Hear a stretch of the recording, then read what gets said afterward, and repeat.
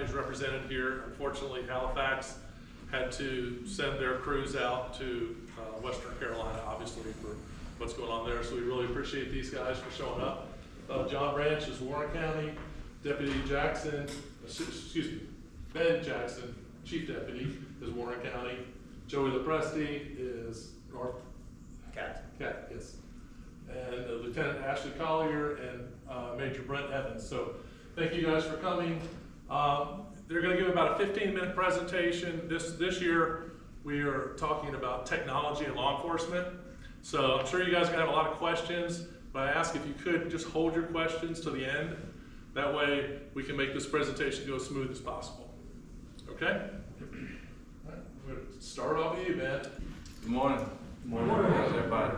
very good. Thank you all for having us this morning. Real quick, just a little bit about me. My name is Ben Jackson. I've been with the Sheriff's Office for about 21 years. Started out as a deputy and worked my way up from deputy to an investigator to working in the drug unit. Was a lieutenant over the special operations, and within the last year got promoted to chief deputy once our Sheriff Branch took over as sheriff. So I just want to start off real quick with a few things to talk about before we get into our technology. Last year we answered 11,568 calls for service. That's from January to December. Just a few highlights of that. Of those, 1,130 were alarms, whether that be fire alarms, burglar alarms, medical alarms, things of that nature. 115 assaults, 81 breaking and entering and larceny calls, whether that was already occurred or in progress. 1,004 911 hang-up calls. That means somebody dialed 911 and hung up, whether they were trying to dial 919 and said, "Oh man," and hung up the phone. Those are a lot of what we get. And then we also had 32 overdose calls. Deputy Barnes, back here in the back, was it this week? Last week.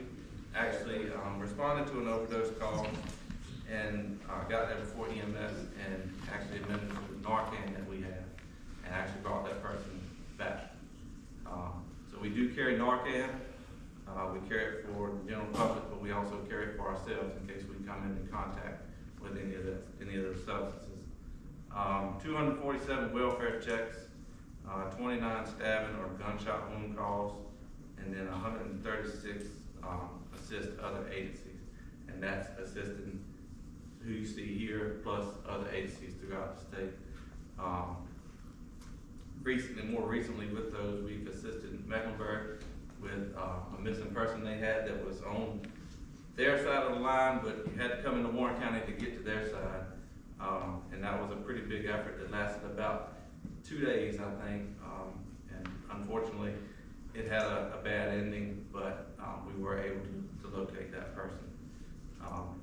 And actually, we just assisted, I think last week, with Brunswick with a jump and run that came into ours and on our side. I think y'all ended up getting the guy. We did. Back on your side, on Virginia. So we do work well with our agencies right around us, on both sides of the line. So anyway, to talk about what's new at our office as far as technology, we have implemented new uniforms. Barnes, if you don't mind, could you come up real quick just to show? So this is our most admin, like myself and some of the lieutenants, we wear this Class A uniform, be for court purposes and different events. This is our we call it Class B. He's got BDU pants on, polo shirt, and then it's out carrier vest with his equipment on his vest. It's a whole lot more comfortable, especially when you're out trying to chase folks, and, moving around out in the public. So just wanted you to step up so y'all can see the new uniform. We have implemented body cams. So this is our body cam, and it is actually a cell phone. So it serves as more than just the body cam. So it has the technology in here that we can see their live location where they are. So if they get out of the car, and start chasing somebody, we can actually log in and see where they are at that point. It also helps with accountability on our part. And everything that is on this phone, as far as the body cam solution, is cloud-based. So we can pull it, upload, from our laptops in our cars. And we don't have to get back to the office for it to upload. As long as we've got cell service on the phone, it'll upload just like that. And then we, as command staff, can see it as it's happening sometimes if we need to. We also have a drone program. And the drone was used a couple weeks ago to help find a person who had been missing for almost 24 hours. And to be honest with you, if we didn't have that drone, I don't know if we'd have found him in time. The drone actually, he had flown several missions, come back down and changed his batteries up, and he said, well, let me go one more time and see what we can find. Actually, he went up and was looking, and I think within 15 minutes of him launching that last time, we found the guy, probably about 200 yards in the woods. He was actually laying down, and to be honest with you, when we got there, we didn't think it was gonna be a good outcome until we got up to him, and he said, as we were walking up to him, somebody said, well, he's breathing, and he just popped his head up and said, what are y'all doing here? Well, we're looking for you, so, anyway, that had a very good outcome. We are looking, in the process of looking to implement this program called Project Lifesaver. That's a program for people who have dementia or Alzheimer's or things of that nature. They'll get a little bracelet, like an iWatch or a Fitbit or something. They wear it just like a watch, and if they were to go missing, we use a signal to help find them a whole lot closer, a whole lot sooner. And just in that instance that I talked about with the drone, if that individual would have had one of those bracelets on, I think we would have found him even sooner than what we did when we had first started. We have upgraded our portable radios, because the ones we have are getting ready to be end of life. And to go back to talk about the portable radios and the body cams, we actually got the assistance from the state grant to help purchase those items. We've been involved in numerous community events, career days at schools. We came here last year for, I think it was a homeschool career day. We participate in helping with the 5K run that happens at the chamber, fireworks. We also had an event where we got the kids at the local elementary schools actually painted their hands and put their hands on one of our patrol cars for the National Autism Week. We recently completed some active shooter training at one of our local schools, and we are looking to broaden that in the near future with a much larger scale event involving some more law enforcement agencies, fire, and EMS, to stay trained on those type of incidents. And just to talk about some things that are upcoming, we're going to have our National Night Out on not this Saturday, but next Saturday. So if y'all are interested, we'll be at the Courthouse Square on October the 12th from 5 o'clock to 8 o'clock. So that's next Saturday. It's a free event. Children, grandchildren, things of that nature, bring them on. It'll be, I know we'll be there. Some fire departments, the Highway Patrol is coming with their command bus. Some representatives from the prison. I know I'm missing stuff. It'll be some bounce houses and food. Everything there will be free, so it's no cost to the public. And that is, again, just to help bring community and law enforcement and public service together. And also, if you follow our Facebook page, you'll see that and what else I was getting ready to talk about as far as our, we're doing a supply drive to send some stuff out west, and the sheriff has some flyers we'll pass out in a little while, but we're trying to get some stuff out west by this Friday. So if you're a Warren County resident, any one of the fire departments in your area are accepting. Tar Heel Tire in Warrenton, Tar Heel Tire, Whistle Stop in Norlana, and Hardware Cafe on Main Street in Warrenton are also accepting donations. We'll collect them from them, take them to a warehouse, get them packaged up, loaded up on a tractor trailer or a flatbed trailer and sent out west. So if you know anybody interested in helping with those, helping with some supply efforts, check with your local fire department here in Warrenton. I talked to Ms. Sheila, who's our 911 supervisor. She gave me a few things of what they have going on in the 911 center because from the sheriff's office. They have recently updated all of their, renovated the whole 911 center, got new furniture. That was helped paid through with the 911 board. They're in the process of upgrading the whole radio system in the 911 center to a much an updated system, and so that means that they would have a better interoperability radio communication, which allows them to communicate with not just us here in Warren County, but other agencies. I think Halifax County serves as a backup for us. It's a few other places that serve as a backup for us, but I know Halifax is one. I think Vance is another one. So if our power goes out and we lose power, those 911 calls will go straight to like Vance County or Halifax, and they'll take the calls for them and then forward them to us.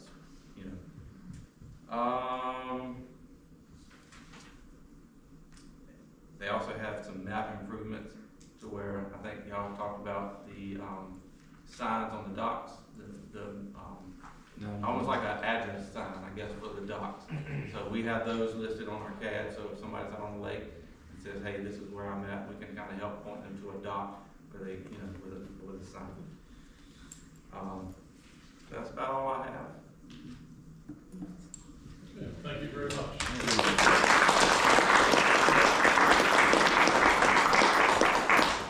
Okay, next up from Brunswick County, Captain Joey Lepresti.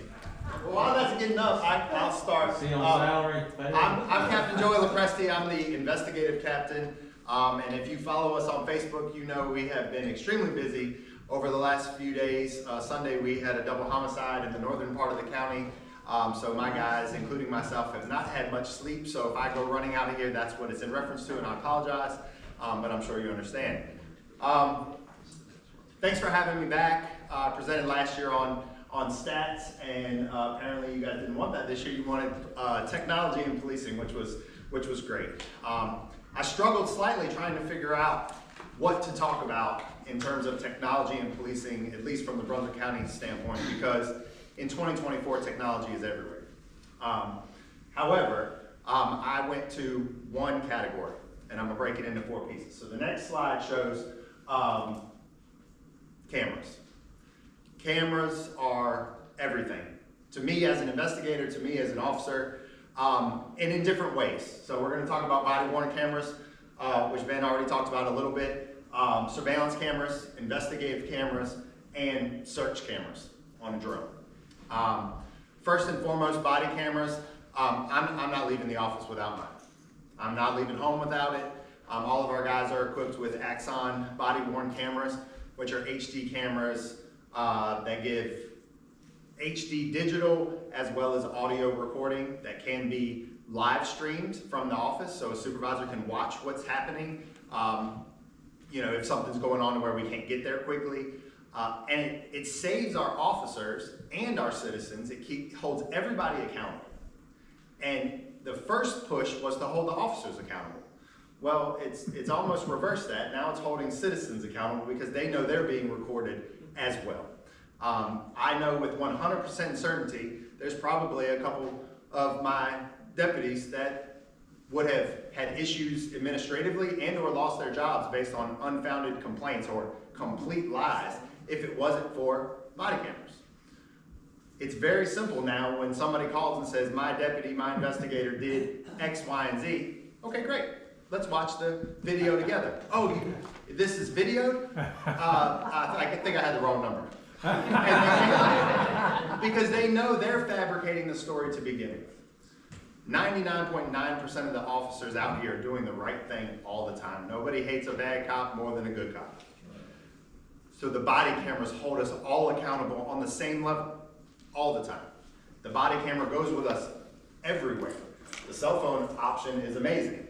Our cell phones can be turned into a body camera because it's interoperable with an application through the Axon body-worn camera system to where I can take a picture or turn my camera into a body camera if my body camera goes inactive. We also have cameras in the cars that kind of double. So now if I get out, the audio follows me, but the car is being recorded constantly. So if I'm doing an interview in the car, if I have a person detained in the car, an in-custody death is not what anybody wants. It's not what anybody wants to see in the media.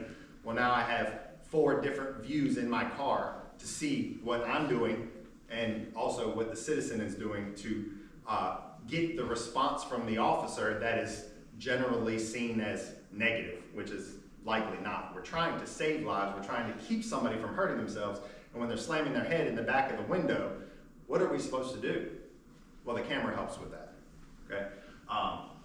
So yeah, they're expensive, guys.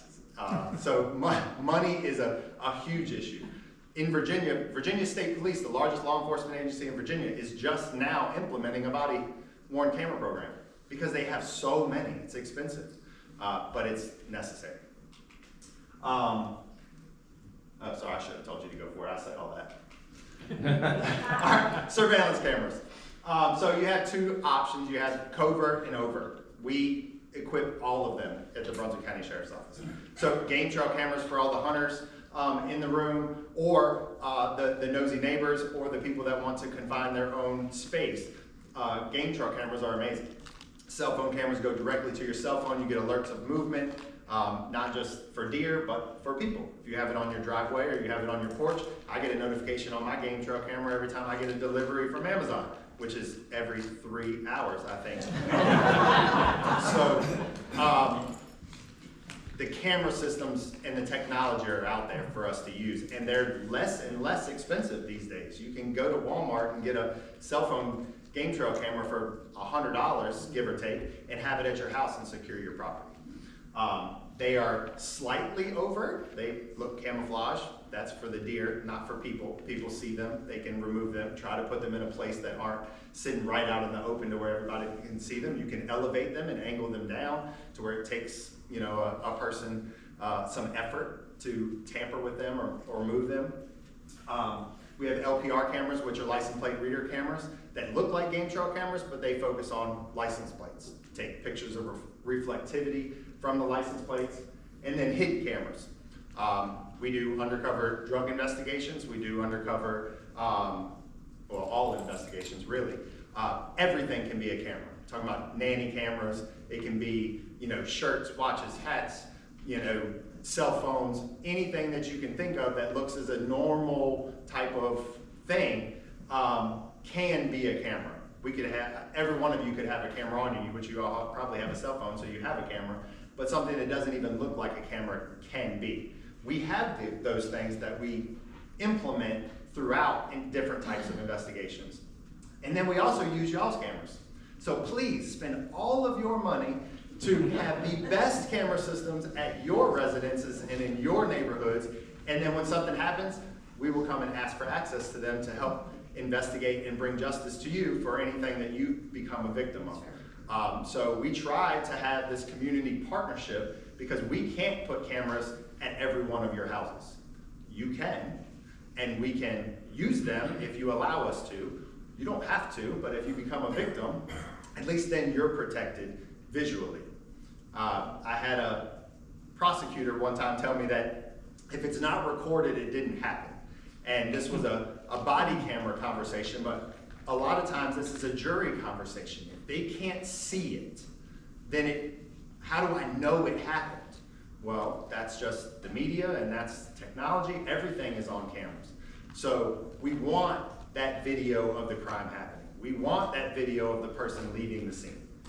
So we need those things to help us get convictions or to continue our investigative process.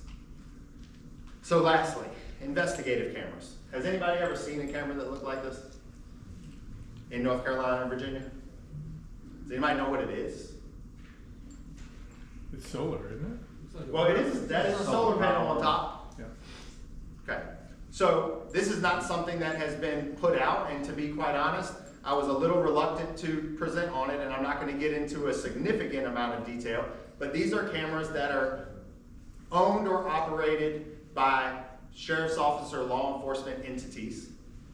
I'm going to give you a little caveat at the end. It's a flock safety camera, okay? There's been a lot of press, there's been a lot of conversation on the news and on the internet. This is a camera that is a license plate reader camera that gives us connectivity amongst counties and states.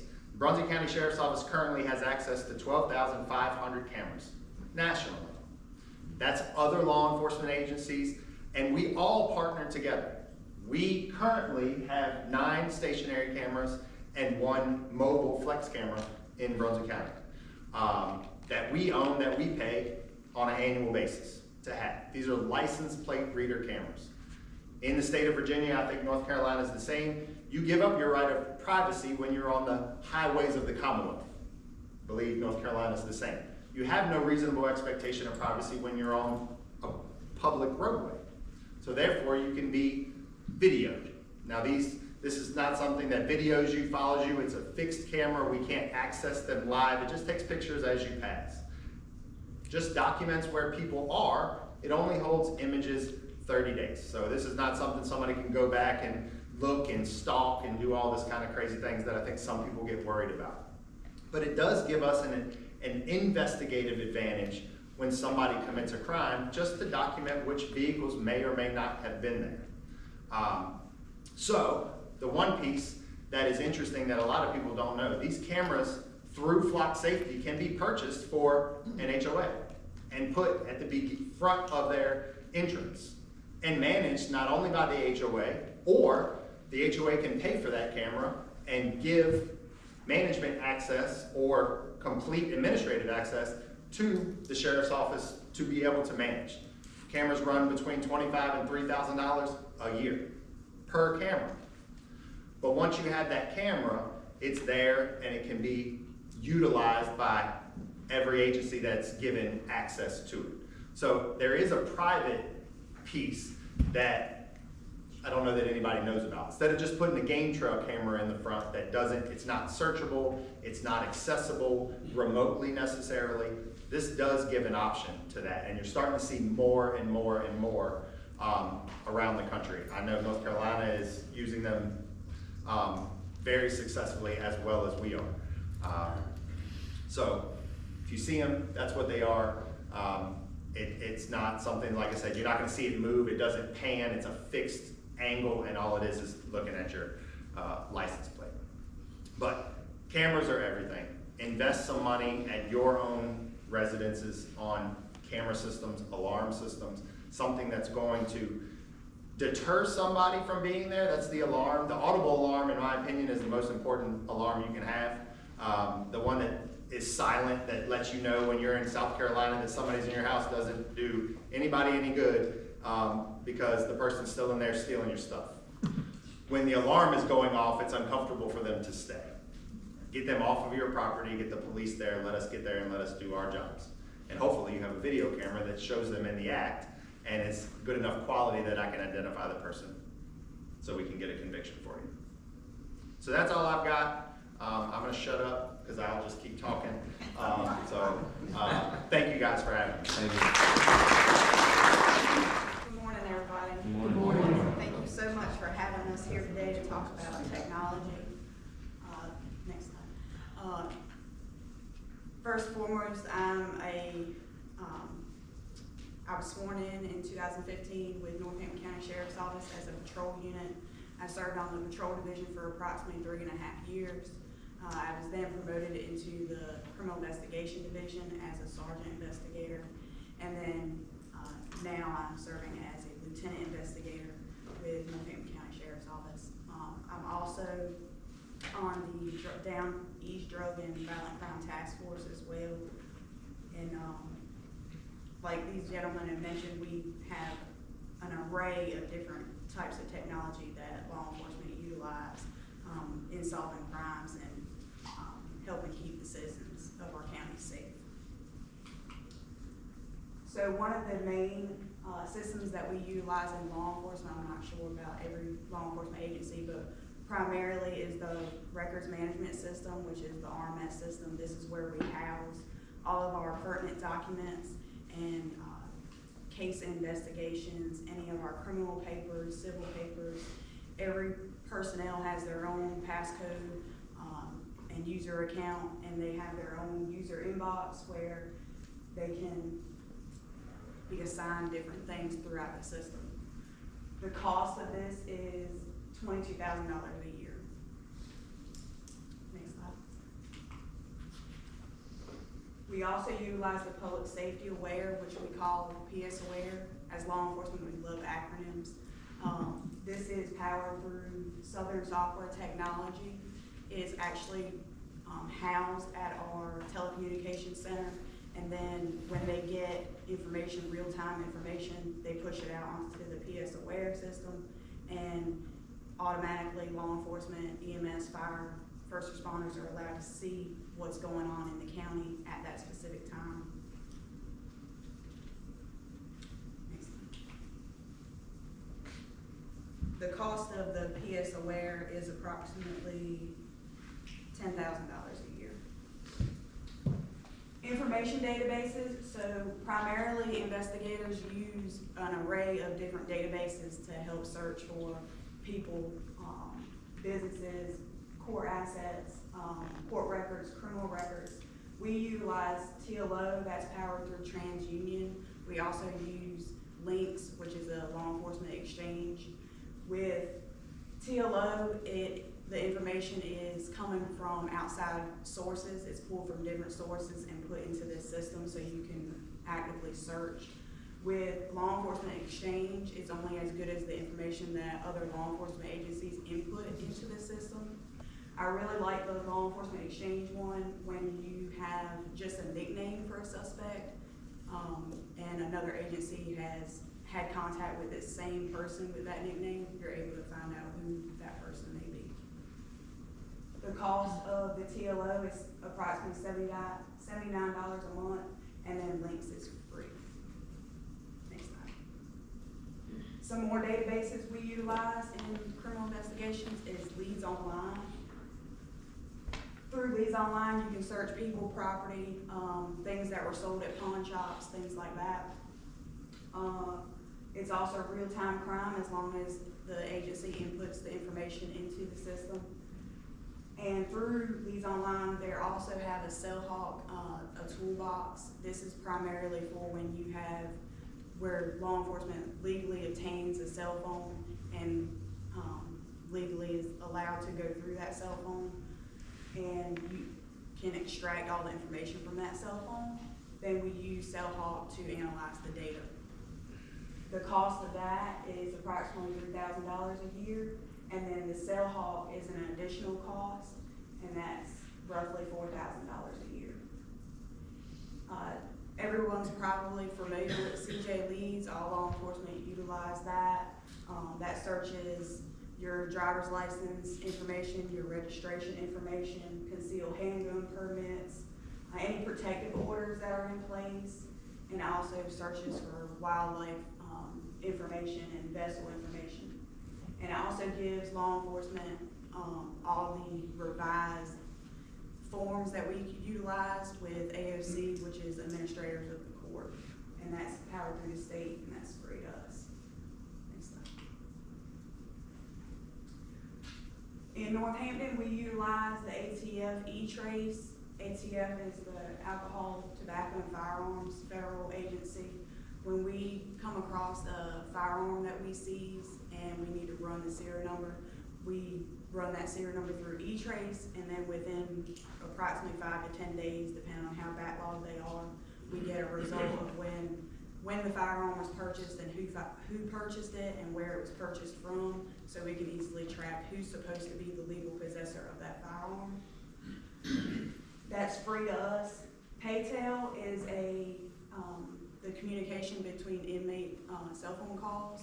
They're all recorded. This gives us access to any inmate that's making phone calls for investigative purposes.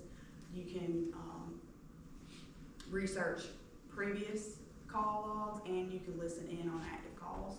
That's free to us. Rev, we just started using. It's a good speech to text. So it's like a transcriber system where we can input our body camera videos or interview videos, and you can get a good layout of the dialogue that was happening. It's really good for court purposes.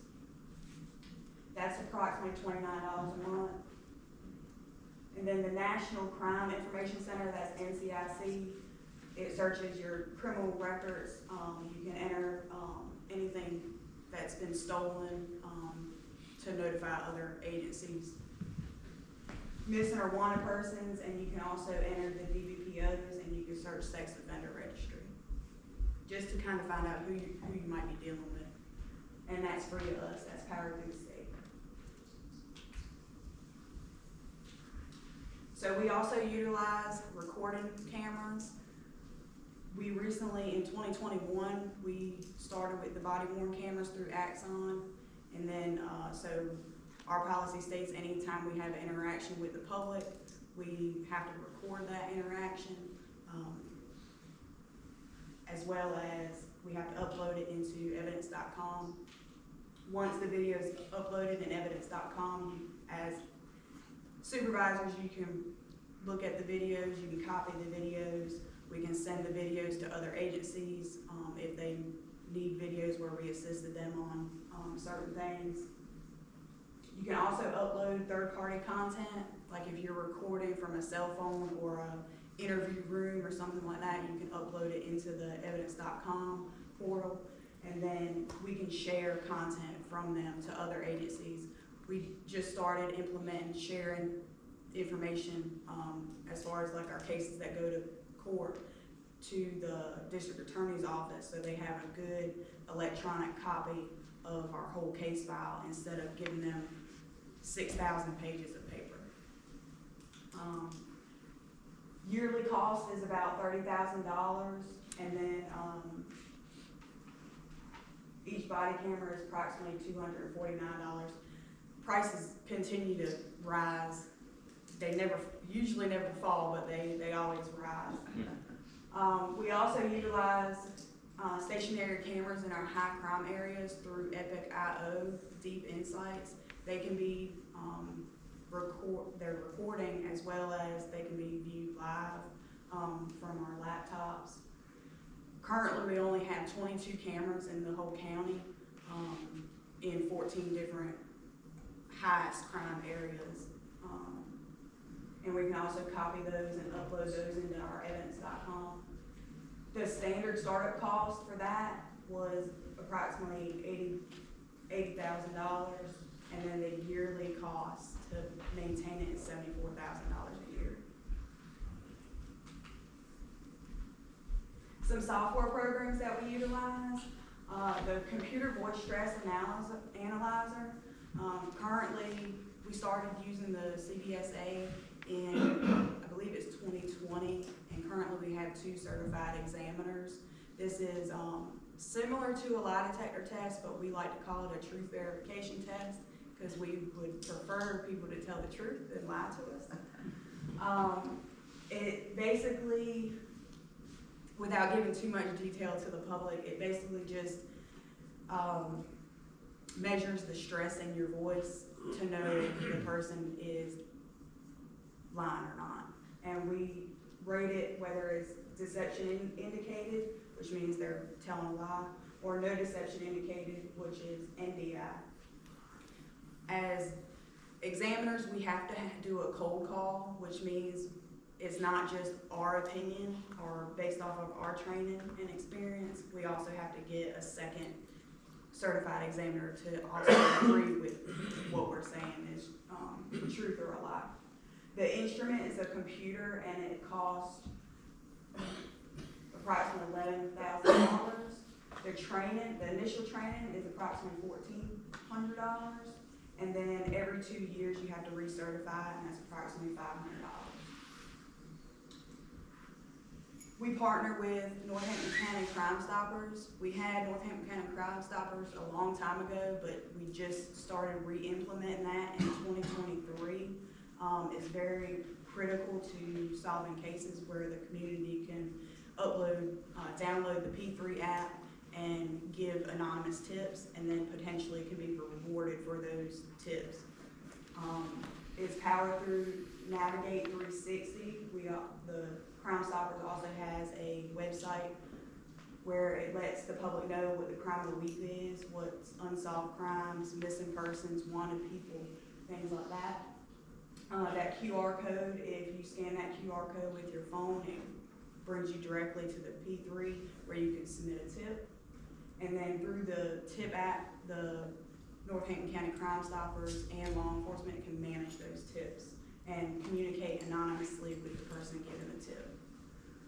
The cost of that yearly is approximately $1,300.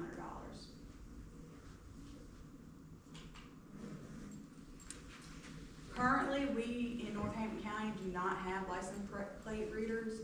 Now, the 22 cameras that we have up do have license plate reader capability. We're just kind of waiting on the funding for that. But like mentioned before, it just captures a picture of your license plate. It's really helpful for when you're searching, you have a crime and you're trying to find out who was in the area during that crime. Not only to find out who the suspect was, but also to find out potential witnesses that we can talk to. It helps with wanted fugitives and be on the lookouts for certain vehicles. And then whoever's on the flock system, they can give access to other agencies to view their flock system cameras. So typically, if something happens in Northampton County and they travel to Halifax County, we work well together using the flock system. The cost of that for the first year is approximately $22,000, and then the annual recurring cost is $18,000.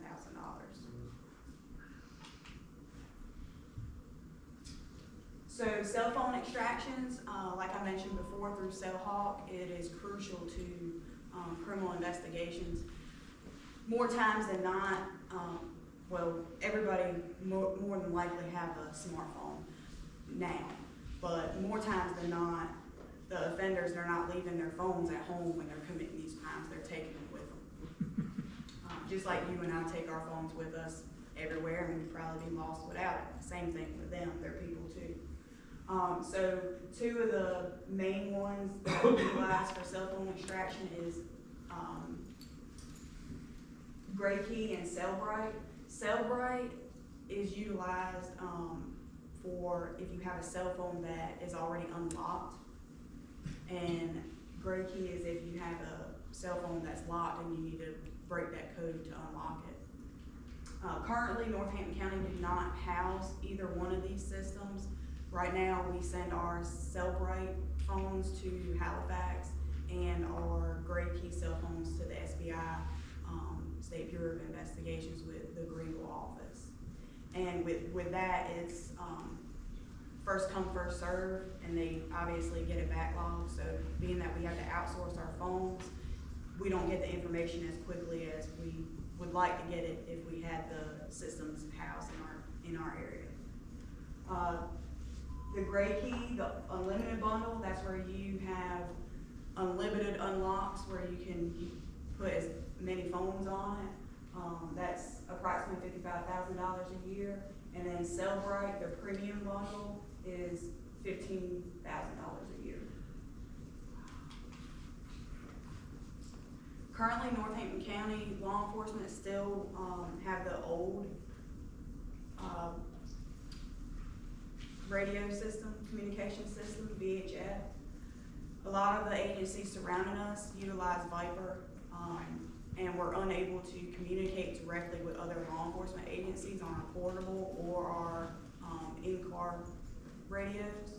So if a major incident happens and we're helping Halifax or we get in a chase and Halifax and Northampton are both in that chase, Halifax dispatch has to contact Northampton dispatch, and then the dispatchers have to continuously be on the phone with each other, relaying the information to law enforcement. Now, EMS and fire do have the Viper systems currently, and we are trying to move forward with law enforcement in Northampton County getting on that same system.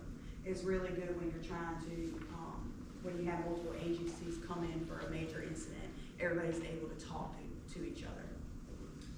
And the cost of, I'm not sure what the system cost is, I'm sure it's pretty significant, but the radio cost can vary from $200 to $2,000 to $4,000 per radio. So some key takeaways, just to remind yourself that technology is forever improving and advancing, and we as law enforcement, we try to stay as enhanced as we can, but the downdraw for that is the cost of what these technologies cost law enforcement, especially in our rural areas. The money has to come from somewhere. Technology assists in all types of investigations, and it helps keep citizens safe. And it also aids in locating wanted offenders or fugitive persons. And like I said before, we've implemented an array of technology advances to improve operational efficiency and positive outcomes. And that's my number and email if anybody wants to reach out. That's it.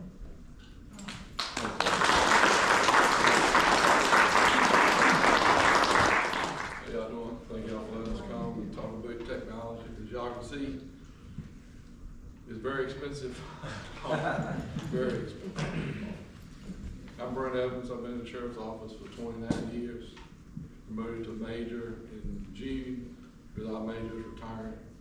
Been through, worked at the jail and through all the ranks. So they've touched on about everything that there is to touch on. We have pretty much all the systems that everybody's talking about. We do have the Cellbrite with 2 or 3 people that's been to school so they can download the cell phone information from the Cellbrite. The problem is if the cell phone is locked, like she said, then there's a problem. If you cannot get the passcode, you have to send it off to get the passcode in. I was just going to touch on a couple of things. Joey talked about the game cameras and house cameras. We use a game camera. We use a camera to watch a camera because we've had some game cameras stolen. So that's just use a camera to watch a camera. Kind of, a little more expensive, but sometimes they like, if you see your camera, they'll take your camera. So if you have a cheaper camera that maybe don't go to your cell phone, just hide that, watching that camera, so if somebody does come and take your camera, you at least have a picture of it. And also, if you have cameras at home and you would like the sheriff's office or anybody to come out and take a look, just to look at the views. Because sometimes they have them set where you think you got a good view, but in our opinion, the view could be a little better. Where the camera's placed, what is actually recorded. As y'all know, I'm sure everybody knows we had the boy in the whale. And we've looked at video cameras up and down 903 continuously. And when we first started the investigation, people weren't forthcoming with the videos. Well, when we found the guy in the whale, well, I have a video. Well, a lot of those videos only last for 30 days.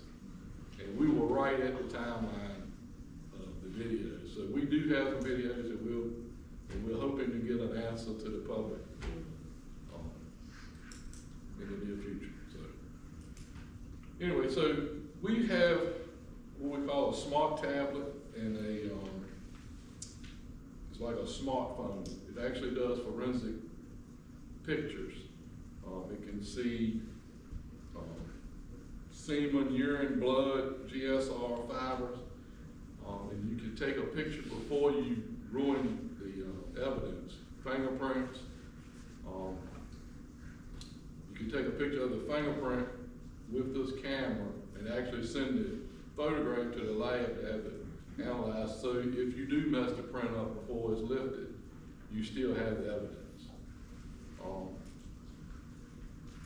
I just got a crash course on it yesterday, from the investigators, but we use it for a lot of different things. Like I say, body fluids, any kind of chemicals. We pay for that through Hopper, the Hopper grant. The drone, that's one of the best pieces of technology that we've had in a while. We use our drone a lot for different things. The one we have has the infrared camera, searchlights, the cameras. When you put it up, you'll be surprised how far you can see with the camera in a straight line view. The flock systems, as Joe was talking about, we do have one subdivision in our county. I believe it's either Greystone or Granite Hall. They have a camera that the HOH owns that we have access to. But they run their own camera and take care of that. And that's a great tool for finding a lot of things that go on in the community. Put license plates in it, check for wanted people, and we actually get hits for stolen cars and stuff like that. You know, true time on our cell phones with the email or text. So it's a great thing. So, like I said, they've talked about everything. I really don't have much to talk about since they've talked about everything. I just appreciate y'all letting us come and kind of talk about technology, the cost of technology. It's really, really expensive. We have 10 of those fly cameras, so you can imagine the bill. And all the towns have at least 2 or 3 of those in back there. Sayfield has more than 2 or 3 of those. It's a very expensive tool, but it's well worth the money. Okay. Thank y'all for letting us come. Morning. Morning. I'm Sheriff Branch, Sheriff here of Warren County, and I've had the opportunity to talk in front of this group at least maybe 2 or 3 times over the past few years. And I know sometimes some people are here and they got other things that are pressing.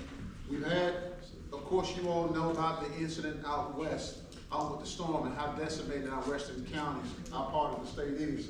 And so quite a few of the sheriffs are out there on that end and trying to help out where they can, and they have some of their staff. And so we're also doing some things here on the Warren County side that I will be passing out some handouts.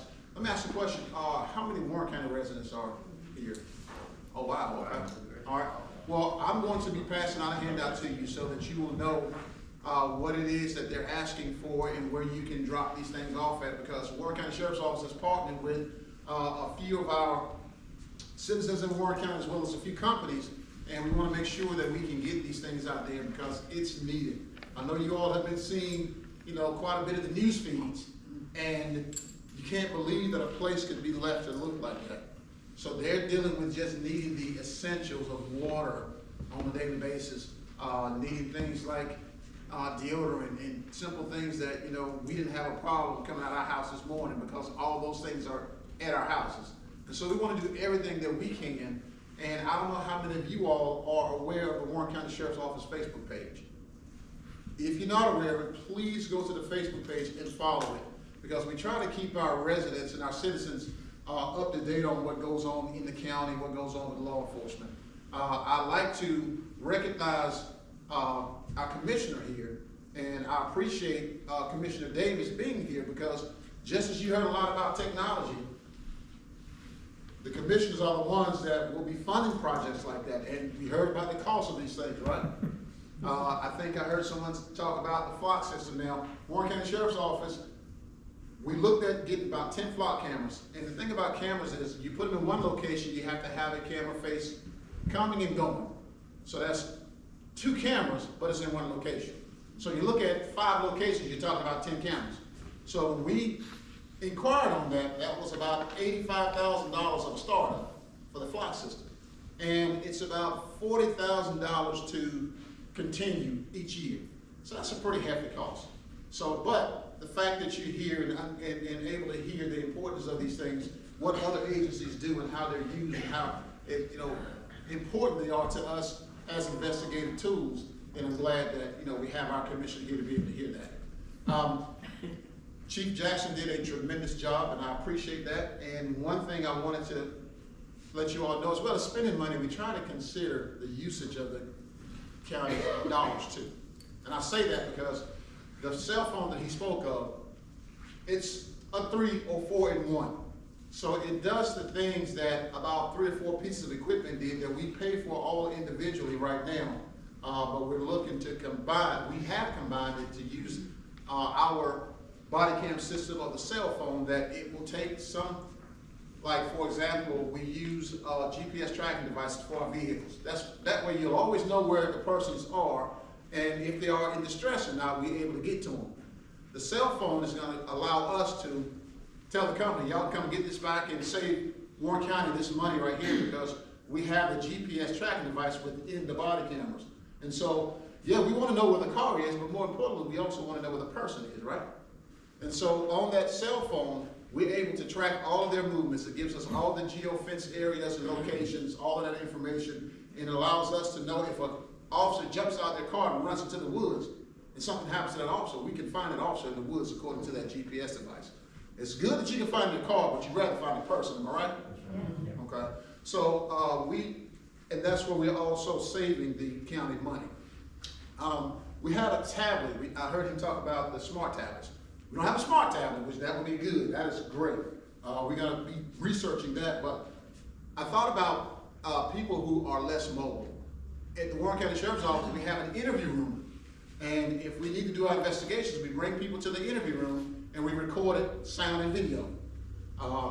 But sometimes you don't have people that's mobile that can get there. So we have our new laptop devices that pair, as well as being able to research and do your report on. You can remove a part of it. We have the tablet piece that you can take off, and you can take it to the house and you can interview that individual. You can set it up as a camera or an interview room, and you can interview them there. You can take it back and upload it. You don't have to bring them to the office. And so, we try to think of all of those things, and in the process, try to equip our law enforcement with everything that they need to be able to be effective in doing their jobs. So I'm not gonna go back over everything because they did a terrific job in covering. It sounds like all of us use a lot of the same tools, which is great. And so we would definitely be trying to get into this FLOC system. So just as he said, it's nationwide. So if we have something that happens in Warren County, it's just across the line right here, right? So it's gonna be important for us to be able to talk to Virginia and be able to link up with Virginia to see that they leave our area going, back this way into the Virginia side. So we will still be researching. And thank you, Commissioner, because we'll be talking. You got it, sir. You got my hook. All right. So I'm going to give this handout. And you don't have to be a Warren County citizen. I mean, if you're somewhere near Warren County, there's probably some drop-off areas if you all don't already have that. If you can, I only have 25, so if you all can pass those around, I appreciate that. Thank y'all.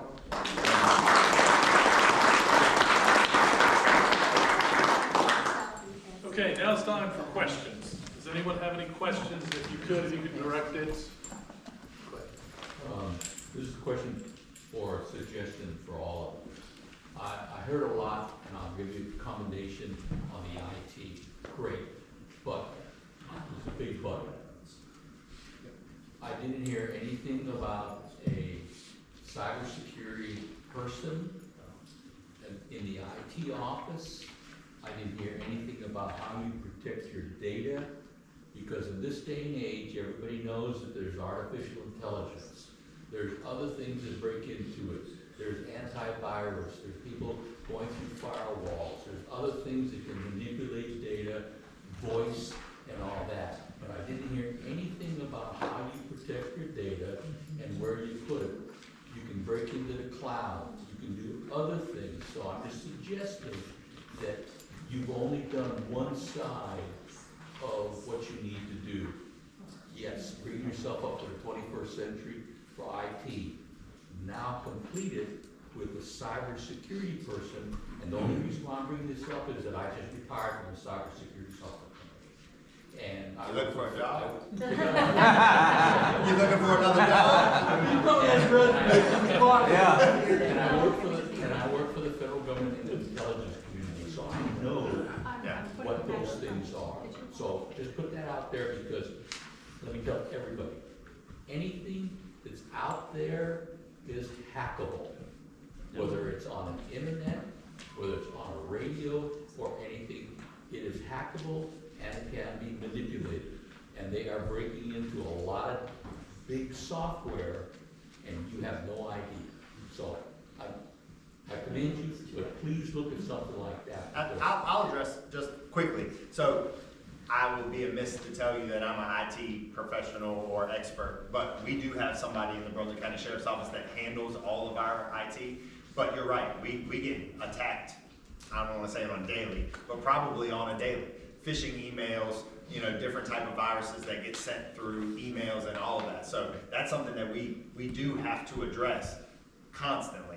Are we prepared for every a type of attack? Probably not. Unfortunately, we're rural law enforcement, and as you know, coming from the federal sector, it's extremely expensive to be protected as well. But I appreciate it. We try, and I know we all do, because we've all experienced that, and everybody in this room has experienced some type of scam, fraud, attempt, hack, something on some type of device that you have.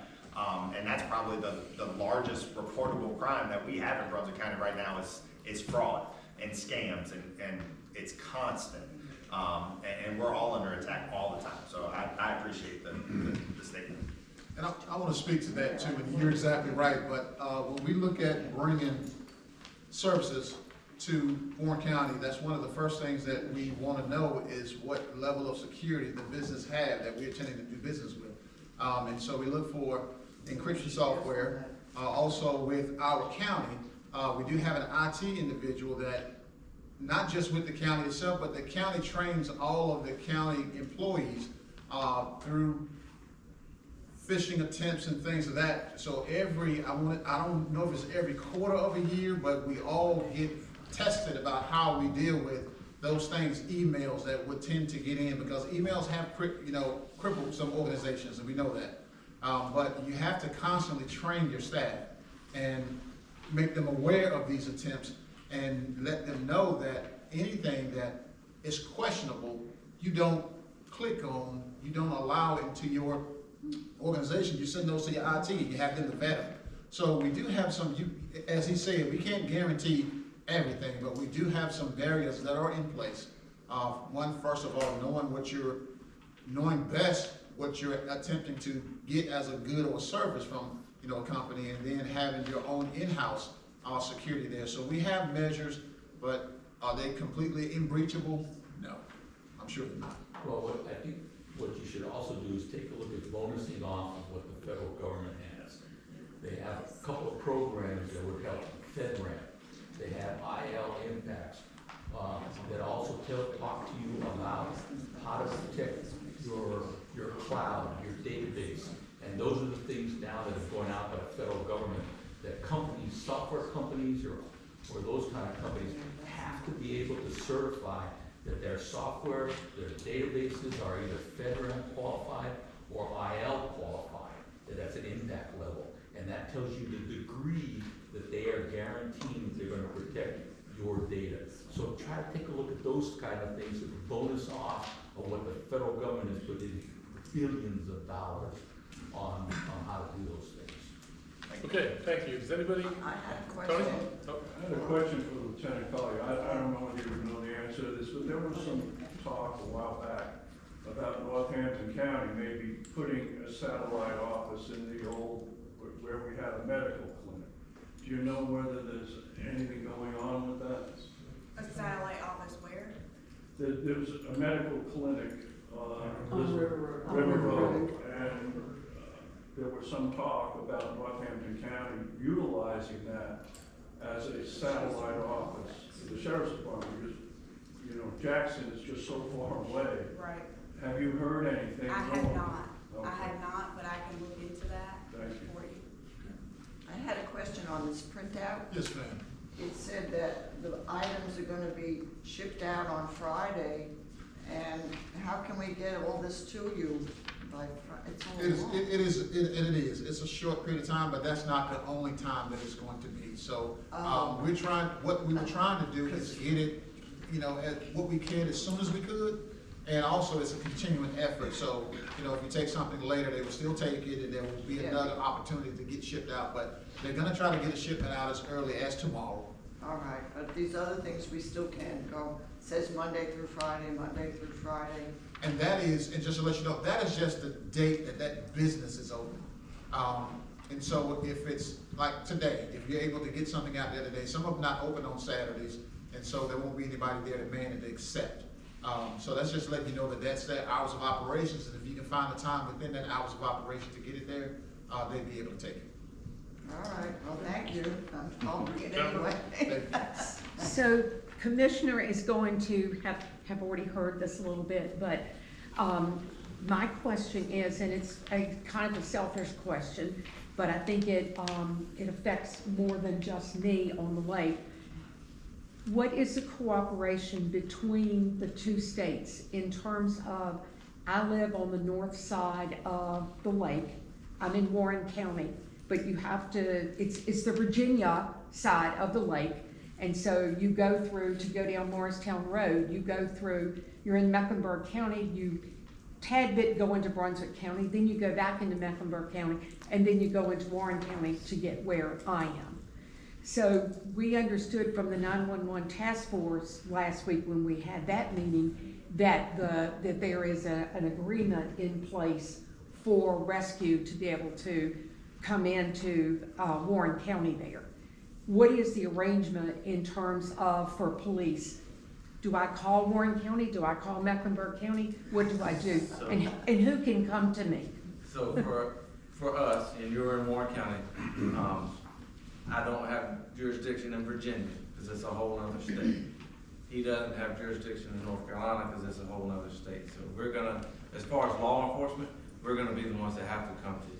I think there is, for rescue, like on your side, Lake Gaston's, South Side Rescue. Yes, yes. I think they do have their agreements, because I live in Churchill, and so there's some parts of Mecklenburg that our fire department and the EMS cover on the North Carolina side, but again, for the law enforcement side, it would have to be us. As soon as we cross that line, our jurisdictions kind of stop. So I sit on the Lake Gaston 911 Community Task Force on the executive board. I was at that meeting last week.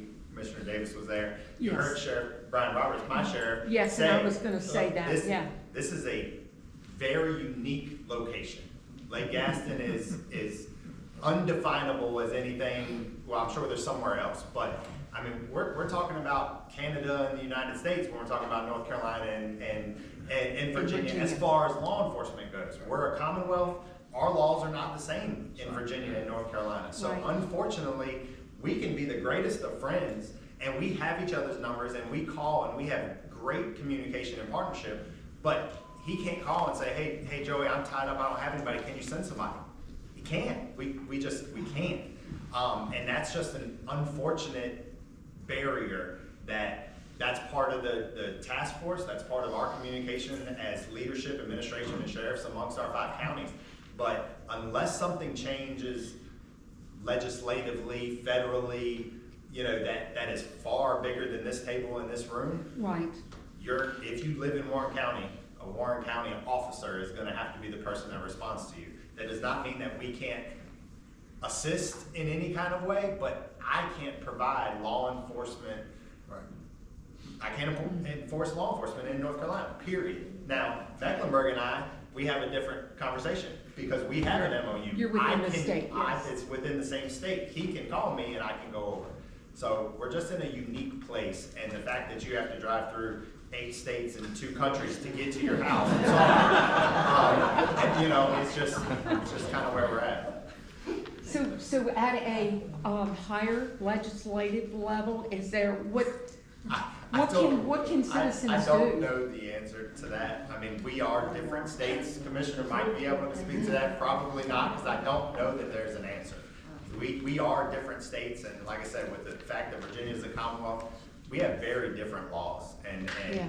the law enforcement piece is, the job's the same, but the laws are different. Which would be the same thing for the folks who are no carva. Yeah, Yeah. we deal with that right now. Yeah, on the south side of the lake, then they're in Virginia, but you go through Warren County to It's the same. get to know Carmel. Yes. The technology you discussed is very helpful for law enforcement, and it's been a real benefit, but that also brings to bear the issue of civil liberties and privacy for citizens. And so I'm wondering if anybody can speak to the legal protections that you guys are operating under when you're engaged in use of this various technology. I'll address that and just start it. I think one time before in Warren County, there was some concerns or question about facial recognition technology, cameras. Now, we don't utilize those because there are some questions on that. But what we do use, just as he spoke of before, these things capture you in public areas where you have no expectation of privacy. The technology that we use as far as investigative tools, information that is already out there, that are on all other reputable sites. It's nothing that we, breaking into anywhere to get this information. It's just that this information can be compiled from a lot of areas across the state of North Carolina or across the country of the U.S. So I don't know of anywhere that they're using questionable practices to gain information that's not already public. Can anybody else speak to that? I guess there has been some questions about, so if I have a body worn camera and now I'm coming into your home because I got a call for service there, and the person says, well, I'm telling you, you can't record while you're here. Well, my job and me being called there as a law enforcement official to investigate a crime. I didn't just show up, knock on the door and say, hey, I just wanted to come in. I got called there. That law is gonna supersede your privacy. So if I have a legal right to be on your property, then I'm not trespassing. So therefore, I'm legally allowed to be there. So I'm legally allowed to cover myself by recording, I guess. So if that's some civil liberty conversation that's come up with that, but otherwise, Virginia's a one recording state. As long as one party knows that they're being recorded, the other one doesn't have to. So I don't have to disclose you're being recorded. I know you're being recorded, and that's all that matters in Virginia. I think North Carolina is the same. So I think we get around the civil liberty piece, but there's plenty of people that are concerned. I don't want to be videoed. I don't want to be tracked. I don't want to be watched. Well, if you're not committing a crime, we're not looking at you. That's simple as that. We are not focused and looking at you if you're not committing a crime, period, because that's what we're using the cameras for. And if officers are found to be using the cameras in any other way, they're fired or charged criminally for misuse. Any other questions? Scooter.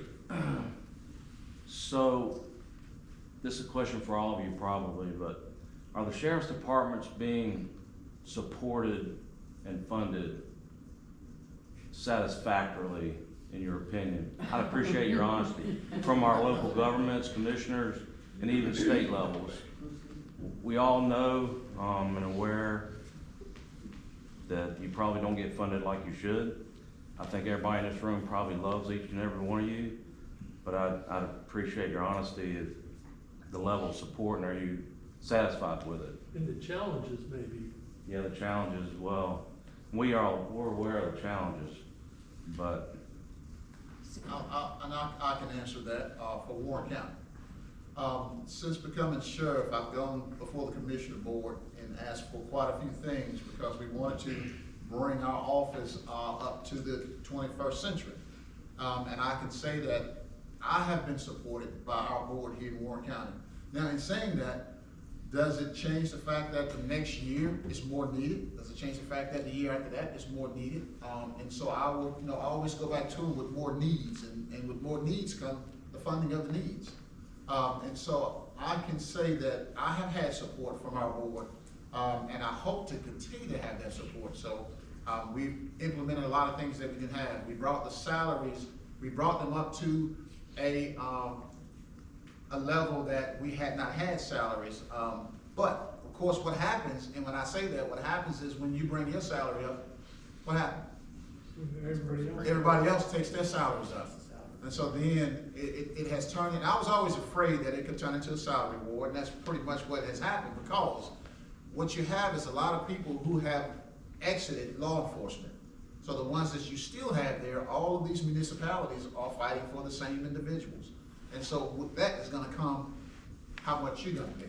How much are you gonna pay? How much are you gonna pay? So they're gonna always go up to what pays them most. Not all the time, but a lot of times. And so everybody has to up the ante. And that's what's been happening around. And so when we came up, to our salaries, other people came up. And so that's why I said the need, when I asked them about increasing the salaries, then salaries were increased. Now, is there time to increase the salaries again because everybody else around us has increased? Yes, that is still a conversation that, I'll be having with them. But I can say that for Warren County, they have supported our efforts. Great answer, Sheriff. Is anybody from Brunswick in here? I got a couple. Okay, so I'll speak for Brunswick. So our county has been extremely supportive. So over the last 12 or 15 years, we've almost doubled our starting pay. But more money is like more fun. There's no such thing. We need more money all the time, like the sheriff said. I think retention is our biggest problem because we have a mass exodus of people that leave to go to the next best place where the grass is greener or the salary is higher constantly. But it's not always about salary. It's about all of this technology. I would say that my deputy would be extremely happy with the salary he has now if he has everything that can make him do his job successfully, safely, and all of those things. Well, okay, let's say if I can give him $75,000 a year to start base salary, but I can give you a vest and a gun and tell you good luck, tap you on the back, can't give you a car, can't give you any of this technology, he doesn't want to go to work. Right. So it's a mix between how you spend the money to support your people. But we've been very blessed in Brunswick. Our board is supportive of us. Our community is supportive of us. Unfortunately, I think the media, it nationally is not supportive of us, or at least the narrative that's pushed, so it pushes people away from this job. This is the best job in the world. My degrees in biology and chemistry, how I became a cop, I still ain't quite figured out, but I wouldn't change it. I love this job, and it's meaningful, but trying to get people, we all probably have vacancies, I would imagine. I think nationally, everybody seems to have vacancies. Trying to get people to do this job is difficult. Would more money help? Maybe. I'm not gonna turn it away, but we are supported in Brunswick County. We're very blessed in Brunswick. So for my two Brunswickians back here. Back emergency, we were real supportive, the board is very supportive of us. We have fell behind on our salaries, way behind, and we're losing people to other agencies surrounding Brunswick. They like to get them. But that's something that we're gonna fix. We're hoping this year. But any other thing we want is we get, but the salary, we fell behind in the salary, and we are really behind, and we've got to play catch up. And it's gonna be hard to play catch up, but we hope to play catch up this year to get along with everybody else. Because usually, like the sheriff said, if I move up, the next county is gonna move up a little bit more, and it's just a salary war. Competitive. And I've had the opinion the state should have fixed it a long time ago. This is what a deputy sheriff should make with this many years, just like the state police, and that way the counties wouldn't have to be fighting back and forth about salary. And you've got the same thing going on with fire and EMS. Yes. All the services. EMS and fire, and what, we have EMS in the county, and that's actually worse than ours. They will leave for 25% for another rescue squad. Yes, thank you. I don't want to take up too much more of the time, but I want to make a few comments. Many of you all know that I'm a retired state trooper. This month, 31st, 28 years, 2 months in Howard Patrol, and also been your county commissioner for almost 10 years. I'm not saying this because he is in the room and he's my friend, but I'm going to tell you something. You all have one of the best sheriffs in the state of North Carolina. That man right there. That deserves a round of applause.